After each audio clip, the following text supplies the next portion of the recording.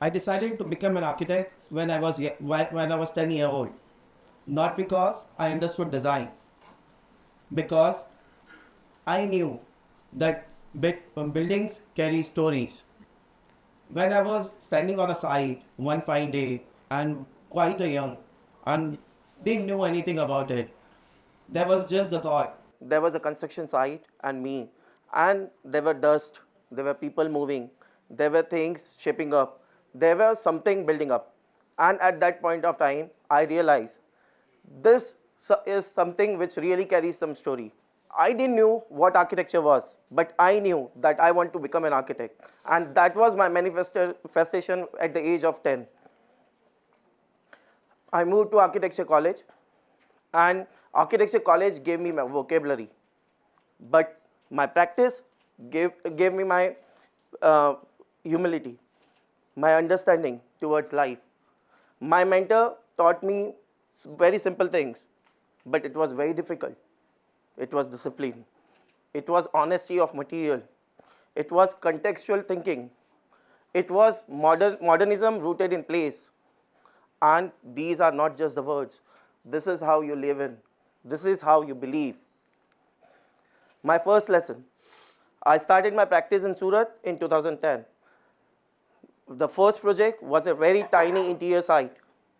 It had a clear height of just 2400 mm with mesh of beams passing by. But I didn't see it as constraint. What I saw was the dramatic walls playing around, twists and turns. You are moving from a narrower passage to the wider opening. What I see, the ceiling as a wave. It's not a flat slab now anymore. And I didn't do much. Just a simple gesture made the space very dramatic. And that drama called me something. From here, from interiors, I moved to the forest. When I moved into the forest, you are not supposed to fight in the forest. You are supposed to collaborate with forest. You are supposed to walk through those corridors, and you are not walking into the building. What you are walking into is an ecosystem. Here, you allow your space to breathe within. Here, you allow your architecture to be very subtle.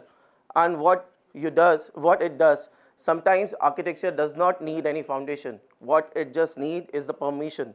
The second lesson, the climate. How climate, context, and concise played an important role in my life. Here comes a Gandhian thought client. His requirement was very simple, yet brilliant, yet with a lot of constraint. He asked no air conditioning, only Indian material to be used. And we didn't see it as a challenge. And the shaded courtyard changed the entire microclimate. And what is the winning point?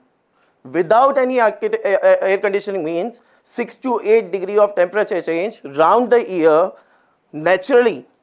That was the subject. And this is what it is. So comfort does not come from machine. It comes from the understanding of where you are standing. Climate here is no longer the challenge. It becomes a collaborator. Next lesson, the lesson number 3. Living, not escaping. Here comes the pandemic. Everything changed. We knew everything changed in us and in them. And client here no longer wanted larger houses, larger footprints. Instead, they wanted connected greens. We drew our inspiration from Otlas, chalk, shaded chalks, courtyards, and then a modern transition. This is what we built in. Architecture does not create lifestyle. Crisis reveals the lifestyle human always needed. Here comes the next challenging one. One of the most difficult soil. One of the most difficult project. Here, saline soil. Poor water conditions. TDS level above 2500. Here, we are not supposed to protect the building. We were supposed to protect the land. And this is what our learning was. We let the water slow down. We let the water pass through the reed beds and let it percolate. The moment it percolated, 3 years down the line, TDS level 1000. Here is the change. Here, architecture should not occupy land. It should have the better than it found it. The next lesson, designing relationship, designing for community.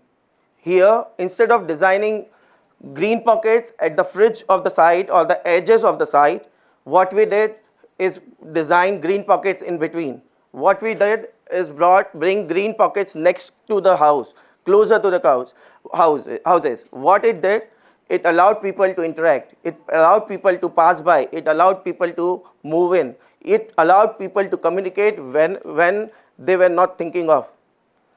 So this green corridor changed the entire ecosystem of community housing. Community housing is not a social program. It is always a spatial decision. The last lesson, the lesson 6th, learning from nature. Here comes another beautiful site. It was a highway side hotel, a beautiful project which wanted identity and a visibility.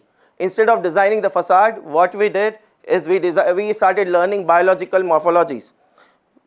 The moment we went into the details of learning biological morphologies, what we found is a sculptural form. We found the facade which is more responsive, more permeable and perforated and shade loving. And what it did, it changed the entire building ecosystem.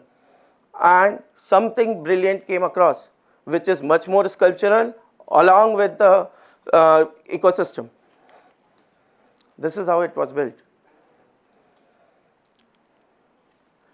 Here comes a beautiful one. We were building up a riverfront on the edge of a river. We didn't see river as constraint, or nor we fight with it. What we did is understood the behavior of the river. Here, river became the teacher. What we did is allowed nature to take over. Here, the terraces and the swale becomes the protection of the site, and we let the site go towards the nature and allowed them to overcome it. And this is what is the end result. So here, architecture is not about arrival. It is about the becoming gentler, attentive and responsible. Responsible what you are going to leave behind. And along my journey through the varied projects, I realized the belonging was something which was always there. And what I became and how I live, how I gather, how I behave. So this is what is the final result. Because in the end, we do not shape buildings. Buildings shape how humans live on this planet Earth. Thank you.